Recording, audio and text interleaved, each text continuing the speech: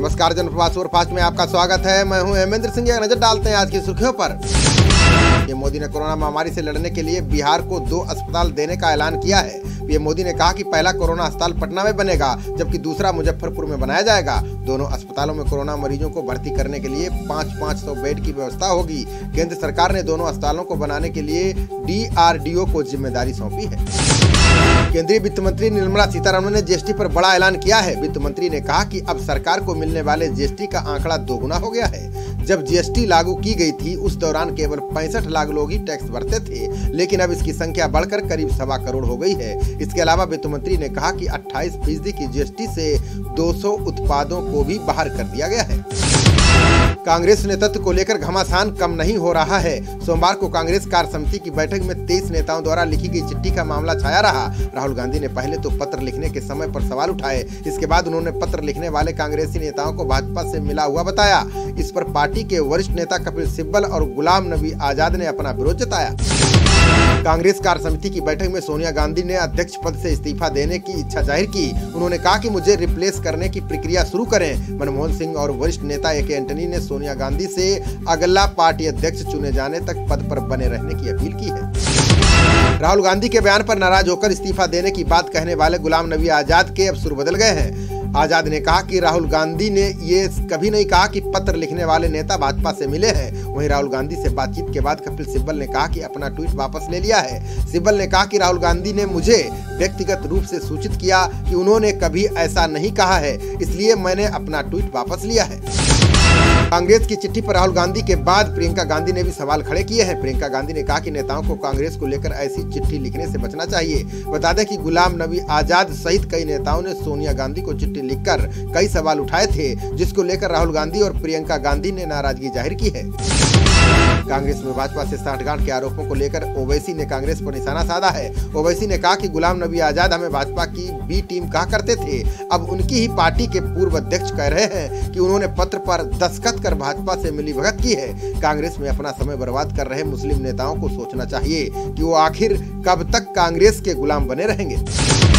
Rajasthan high court ने BSP विधायकों के कांग्रेस में शामिल होने पर फैसला सुना दिया है। जस्टिस महेंद्र गोयल की बेंच ने अपने फैसले में बीएसपी विधायकों का मामला स्पीकर के पाले में डाल दिया है। अदालत ने कहा कि स्पीकर डॉक्टर CP जोशी विधायकों के मामले पर सुनवाई करें। बता दें कि बीजेपी विधायक मदन दिलावर ने बीएसपी के 4 विधायकों को कांग्रेस में शामिल करने को गैर कानूनी बताकर याचिका दायर की थी।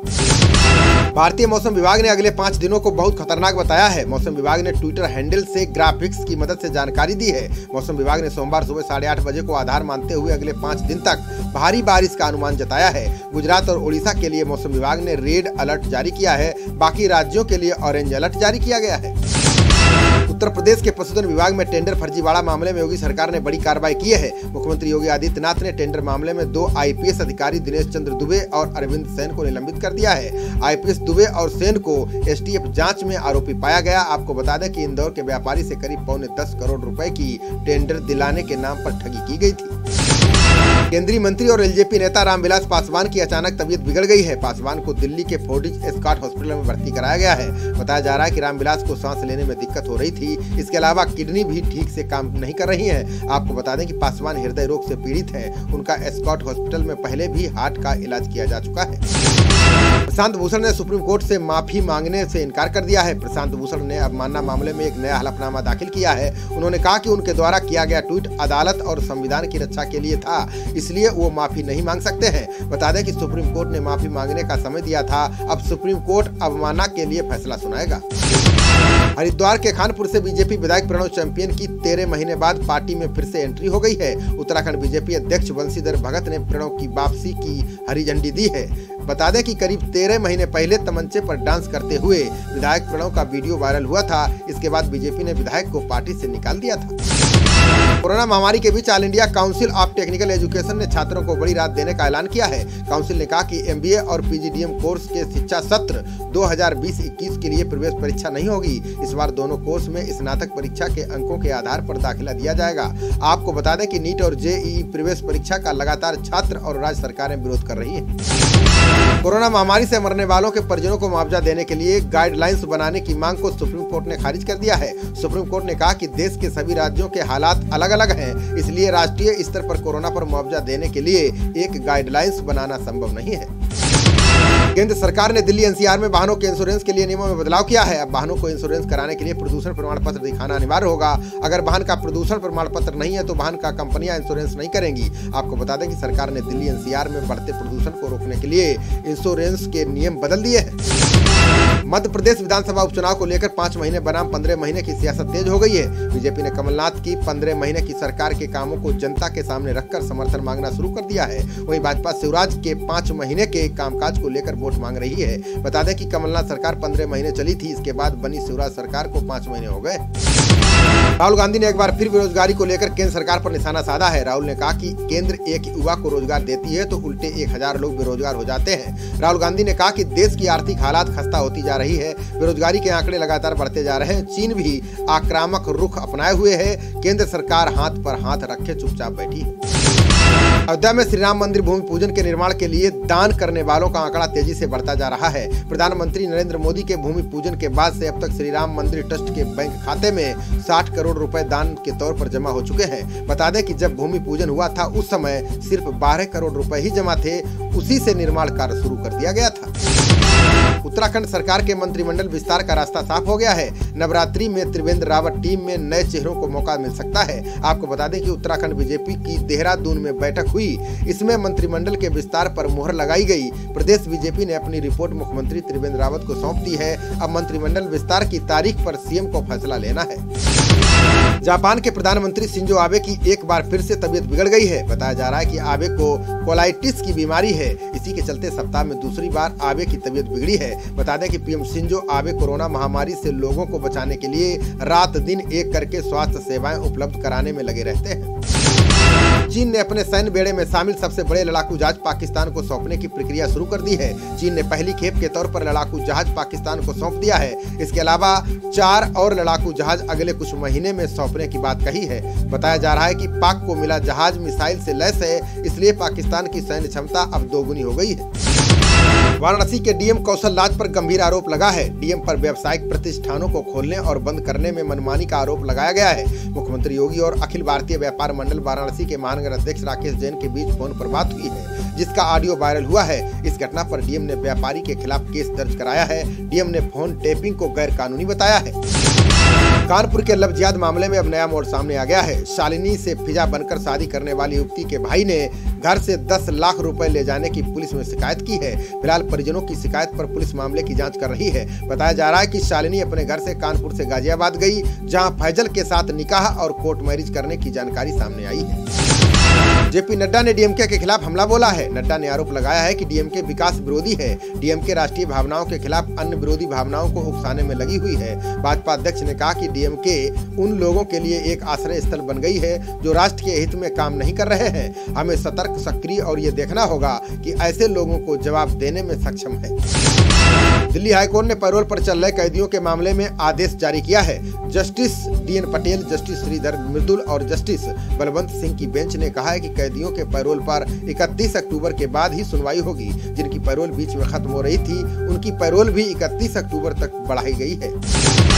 बिहार विधानसभा चुनाव से पहले आरजेडी को बड़ा झटका लग सकता है। आरजेडी के बड़े नेता डॉक्टर रघुवंश प्रसाद सिंह ने पार्टी में उपाध्यक्ष का पद संभालने के से इनकार कर दिया है। वहीं जेडीयू ने रघुवंश प्रसाद को पार्टी में शामिल होने का ऑफर दिया है। बता दें कि विगत दिनों तेजस्वी भी रघुवंश से आरजेडी का उपाध्यक्ष पद संभालने की अपील कर चुके हैं। इसके बाद भी उन्होंने अब तक पद नहीं संभाला है।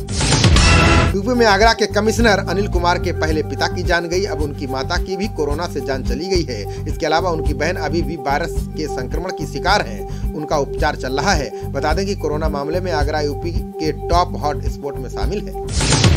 दिल्ली में बारिश से बाढ़ जैसे हालात पैदा हो गए हैं। बारिश खत्म होने के बाद अब यमुना नदी के बढ़ते जलस्तर ने राजधानी वासियों की चिंता बढ़ा दी है।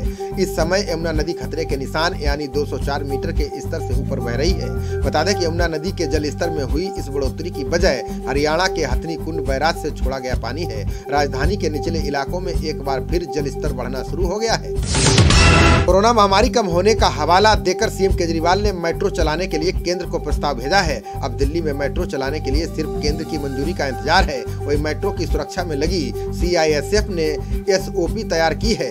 इसमें एक कोच में 50 लोगों को एंट्री देने और प्लेटफॉर्म पर सोशल डिस्टेंसिंग का पालन करने पर जोर देना शामिल है। बॉलीवुड एक्टर सोनू सूद ने प्रवासी मजदूरों को लॉकडाउन में घर पहुंचाने के लिए नौकरी और घर देने का वादा किया है। उन्होंने प्रवासी मजदूरों के नाम से एक पोर्टल बनाया है। इसके लिए प्रवासियों को नौकरी दे रहे हैं। इसके अलावा नोएडा में 20,000 प्रवासी कामगारों को घर देने की भी प्रक्रिया शुरू कर दी है। इसके लिए सोनू सूद नोएडा में बिल्डर के साथ मिलकर मकान बनाने जा रहे हैं। सुशांत सिंह राजपूत मामले में सुब्रमण्यम स्वामी ने बड़ा खुलासा किया है। स्वामी ने कहा कि सुशांत की जान लेने का काम प्लानिंग से किया गया है। जिस दिन सुशांत की जान गई थी उस दिन सुशांत से दुबई के एक ड्रग डीलर ने भी मुलाकात की थी। स्वामी ने कहा कि सुशांत का दुबई से भी पैसों का लेन देन चल रहा था, इसलिए दुबई के ड्रग कनेक्शन की भी जांच होनी चाहिए।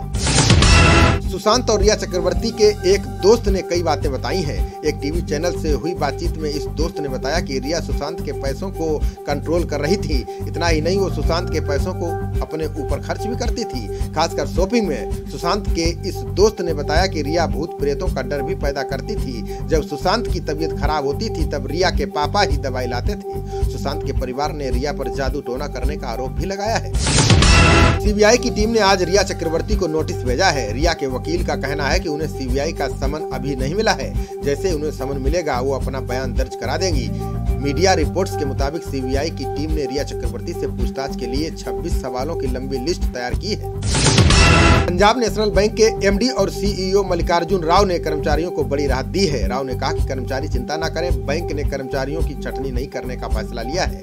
यूनाइटेड बैंक ऑफ इंडिया और ओरिएंटल बैंक ऑफ कॉमर्स का पंजाब नेशनल बैंक में पूरी तरह से विलय हो गया है। विलय के बाद से ही कई कर्मचारियों को अपनी नौकरी खोने का डर सता रहा है। टाटा समूह ने अमेजन, पेटीएम और फ्लिपकार्ट सहित तमाम कंपनियों को टक्कर देने के लिए सुपर ऐप लॉन्च करने का ऐलान किया है। टाटा समूह ने कहा कि सुपर ऐप एक ऐसा डिजिटल प्लेटफॉर्म होगा जहां सभी कैटेगरी के ग्राहकों को उनकी पसंद का हर उत्पाद मिलेगा। इसके अलावा सुपर ऐप देश के छोटे छोटे ऐप को भी अपने प्लेटफॉर्म के साथ जोड़ेगा। इससे छोटे ऐप और उनके उत्पादों को ज्यादा ग्राहक मिल सकेंगे।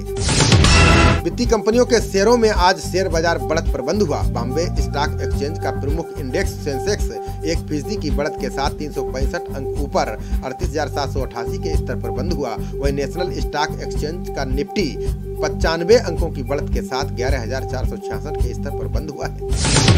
कांग्रेस नेतृत्व को लेकर छिड़ी बहस के बीच भाजपा ने कांग्रेस पर हमला जारी रखा है। उमा भारती ने कांग्रेस पर हमला बोलते हुए कहा कि कांग्रेस अब खत्म हो चुकी है। उमा भारती ने कहा कि गांधी नेहरू परिवार का अस्तित्व संकट में है, उनका राजनीतिक वर्चस्व खत्म हो गया है। कांग्रेस को गांधी के पास लौटना चाहिए, असली स्वदेशी गांधी के पास, वो भी बिना किसी विदेशी तत्व के। मध्य प्रदेश के गृह मंत्री नरोत्तम मिश्रा ने कांग्रेस पर तंज कसा है। उन्होंने कहा कि कांग्रेस में कई योग्य उम्मीदवार हैं, जैसे राहुल गांधी, प्रियंका गांधी, रेहान बाड्रा और मीरा बाड्रा। मिश्रा ने कहा कि कांग्रेस सदस्यों को ये समझना चाहिए कि कांग्रेस एक ऐसा स्कूल है जहां हेडमास्टर का बच्चा ही टॉप करता है। केंद्रीय आयुष मंत्री श्रीपद नाइक पिछले 10 दिन से अस्पताल में भर्ती हैं। गोवा के मुख्यमंत्री प्रमोद सावंत ने सोमवार को ये जानकारी दी है। सावंत ने कहा कि नाइक 10 दिन से मणिपाल अस्पताल में भर्ती है। आज सुबह से उनका ऑक्सीजन संलिप्तता कम हुई है। दिल्ली से डॉक्टरों की एक टीम यहां आएगी और फैसला लेगी कि उन्हें इलाज के लिए दिल्ली ले जाना है या नहीं। भारत सरकार द्वारा सैन्य उपकरणों को देश में ही बनाने के आदेश के बाद DRDO काम में जुट गया है। रक्षा मंत्री के कार्यालय ने सोमवार को बताया कि DRDO के एक प्रतिनिधि मंडल ने रक्षा मंत्री राजनाथ सिंह से मुलाकात की है। उन्हें लगभग उन 108 सिस्टम और सब सिस्टम से अवगत कराया गया है जिनकी पहचान केवल भारतीय उद्योग द्वारा डिजाइन और विकास के लिए की गई है। ग्रेटर नोएडा के मुबारकपुर गांव में दबंग से अजीज होकर पीड़ित परिवार ने डीएम कार्यालय पर बच्चों समेत धरना दिया। पीड़ित का आरोप है कि दबंग उसके मकान को जबरदस्ती कब्जाने का प्रयास कर रहे हैं। पीड़ित की फरियाद सुन डीएम जमीन पर ही बैठ गए। डीएम ने जमीन पर बैठे बैठे पीड़ित की फरियाद सुनी। ये सब देखकर जिला अधिकारी कार्यालय का स्टाफ एकत्रित हो गया। डीएम ने पीड़ित को न्याय दिलाने का आश्वासन दिया है। हरदोई के डीएम अविनाश कुमार ने खाद वितरण व्यवस्था की जमीनी हकीकत देखी। उन्होंने ब्लॉक सुरसा के सहकारी समिति की खाद बिक्री केंद्र का निरीक्षण किया। मौके पर उन्होंने केंद्र प्रभारियों को निर्देश दिए कि बिना खतौनी देखे खाद का वितरण न करें। साथ ही ये भी कहा कि अनियमितता मिलने पर कड़ी कार्रवाई की जाएगी। सासाराम में जन अधिकार पार्टी ने एक दिवसीय समीक्षा बैठक की। इस दौरान प्रशिक्षण शिविर का भी आयोजन किया गया, जिसमें पार्टी के प्रांतीय नेता सोनू झा शामिल हुए। रोहतास जिला अध्यक्ष लाल साहब सिंह ने कार्यकर्ताओं से कहा कि चुनाव के लिए अभी से तैयारी शुरू कर दें। रोहतास जिले में इन दिनों दल बदल का खेल जारी है। दिनारा विधानसभा सीट पर अपनी दावेदारी करते हुए नगर पंचायत के मुख्य पार्षद धर्मेंद्र चौधरी ने जेडीयू छोड़कर आरजेडी की सदस्यता ली है। पूर्व मंत्री वृषण पटेल और पूर्व केंद्रीय मंत्री कांति सिंह ने चौधरी को पार्टी की सदस्यता दिलाई। इस अवसर पर धर्मेंद्र चौधरी ने बताया कि वो लगातार जदयू के लिए काम करते आए हैं, अब उनका मोहभंग हो गया है। जेवर विधायक धीरेन्द्र सिंह ने सीएम योगी और चिकित्सा मंत्री जयप्रताप सिंह से मुलाकात की। मुलाकात के बाद धीरेन्द्र सिंह ने कहा कि जेवर एयरपोर्ट के पास जल्द देश का बेहतरीन मल्टी स्पेशलिटी सरकारी अस्पताल बनेगा। इससे किसानों और गरीबों का फ्री इलाज किया जाएगा। नोएडा चिकित्सा क्षेत्र में बेहतर सुविधा देने के लिए जल्द ही जाना जाएगा। कन्नौज में ग्राम पंचायत सराय के प्रधान से बदमाशों ने सोने की चेन और रुपए लूट लिए हैं। बता दें, प्रधान एटीएम से रुपए निकालकर अपने घर जा रहे थे, तभी घात लगाए बदमाशों ने हमला बोल दिया। प्रधान ने पुलिस को सूचना दी। पुलिस ने प्रधान को अस्पताल में भर्ती कराया, जहां प्रधान का इलाज चल रहा है। हरदोई के भाजपा विधायक श्याम प्रकाश ने फेसबुक पर पोस्ट लिखी है। ये पोस्ट चर्चा का विषय बनी हुई है। विधायक ने लिखा है कि बिहार में चारा तो यूपी में हुआ चना घोटाला। खाद्य एवं आपूर्ति विभाग से जुड़े अधिकारी और अन्य अधिकारी आपसी सांठगांठ कर खाद्य वितरण में घोटाले कर रहे हैं। कार्ड धारकों की शिकायत पर उसका कोटा निलंबित किया जाता है। अरुणाचल प्रदेश बॉर्डर पर रामपुर के जवान मुकेश बाबू शहीद हो गए हैं। मुकेश 1851 लाइट रेजिमेंट के जवान थे। भारत और चीन के बीच पिछले दिनों तनातनी के बीच रेजिमेंट के जवानों को चूना सेक्टर में भेजा गया था। जवान के शहीद होने की खबर से परिजनों में मातम छाया हुआ है। सांसद आजम खान के करीबी पूर्व चेयरमैन की मुश्किलें बढ़ गई हैं। पुलिस और प्रशासन ने अजहर अहमद खान की संपत्ति की कुर्की की है। बता दें कि पूर्व चेयरमैन अजहर खान पर गंज थाना में कई मुकदमे दर्ज हैं, जिसके बाद से वो फरार हैं। कोर्ट के आदेश के बाद भी जब वो कोर्ट में पेश नहीं हुआ तो कोर्ट ने 82 की कार्रवाई का नोटिस जारी किया है। खबरों का सिलसिला जारी रहेगा। देखते रहिए जनप्रवाद। नमस्कार।